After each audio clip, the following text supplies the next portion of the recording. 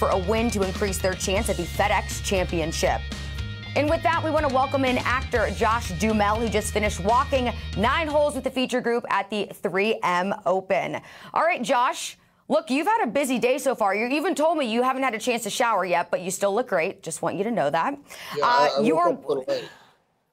It's all good. Blew up his spot, Charlie, on the air. Look, you know what? I just think that it's important to show, like, some people can pull off not showering while the rest of us, Max, you and I probably included in that, we need a little extra love in the mornings.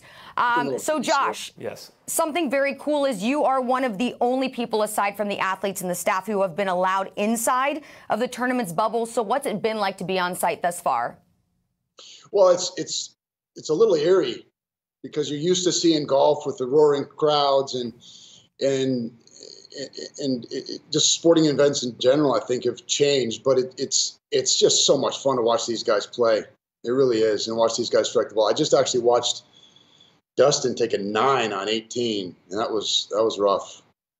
I asked him if he needed a hug at the end of it. He didn't want one. Didn't want any help from you, yeah? Well, no. We have been told that you're using the 3M science to improve your own golf game. So how would you judge your golf swing?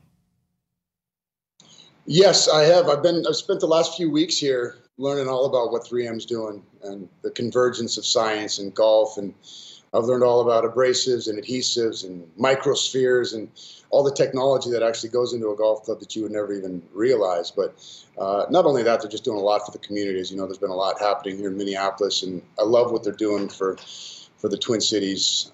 It's an amazing event. It hasn't helped my game. Josh, let's get on to your. Let's get on to some NFL talk here. You're a Vikings fan, correct? Yes, sir. Skol Vikes. So Kirk Cousins got a big monkey off his back in these last playoffs. He made 2 really good throws at the end of a game in overtime to beat Drew Brees and maybe the best overall team in the NFC last year. I thought actually heading into the playoffs, and he got a playoff win. He won a primetime game. Do you think he's turned a corner? Do you think he's ready to lead your team to a Super Bowl? Max, you put me on the spot here. Yes, I was at that game in New Orleans.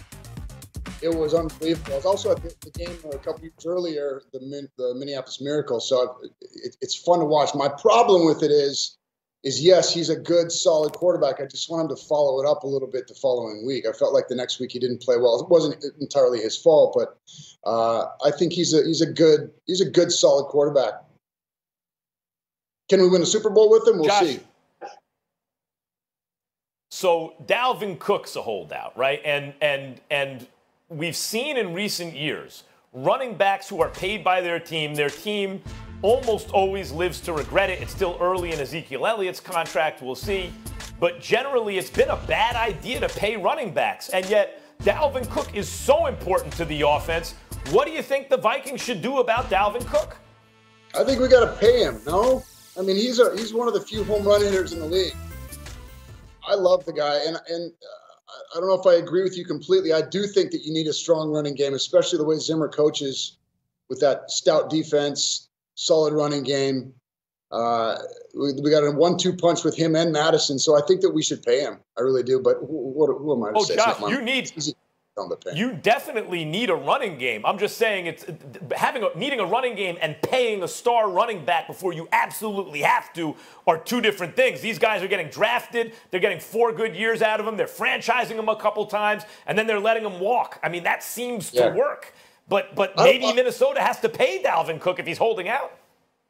I mean, these poor running backs, they put their bodies on the line, and they don't ever get paid like some of the other players do. Like you said, I feel like there should be a special amendment for running backs because nobody takes more of a beating than those guys. And I think that I think all NFL players deserve every penny that they get. And, those running backs especially. Word. All right, we'll talk about getting paid. Josh, I want to get your reaction to the breaking news that Mike Zimmer just got a multi-year extension as he was entering the last year of his contract. I love that. I'm a huge Zimmer fan. He's a player's coach, but he's also he's tough, and I think the players respect him for that. So I think he's a perfect fit for Minnesota. and I'm really happy that he's going to stick around. Zimmer originally was thought of as like an answer to Aaron Rodgers in a way. Maybe the defense can answer Aaron Rodgers. Do you feel in that division that Aaron Rodgers is the same threat he's been in years past, even as his team around him has seemed to improve? Let me ask you a question first. Did he really change his number to 8? Aaron Rodgers? Did he change his number to 8? Or is that just a... I just heard that he changed his number. Is that true? I don't know. I haven't heard that. Maybe it was just rumor. Do I think that Aaron Rodgers is, do we have the answer for him? I think so. I mean, the guy's maybe the best passer I've ever seen. So when he's on, he's tough. But, you know, if there's anybody that can scheme against him, it's Zimmer in that defense. We draft so many D-backs basically just to stop Rodgers. Yeah. All right, Josh, we got to get back to golf. Since you're an actor who plays golf, I have to ask you a very, very tough question. If you could choose to watch one golf movie, would it be Tin Cup, Happy Gilmore, or Caddyshack? Well, I just saw a rerun of Tin Cup out on the 18th here with Dustin. Poor dude. But if I got a choice between those three, it's Caddyshack all day.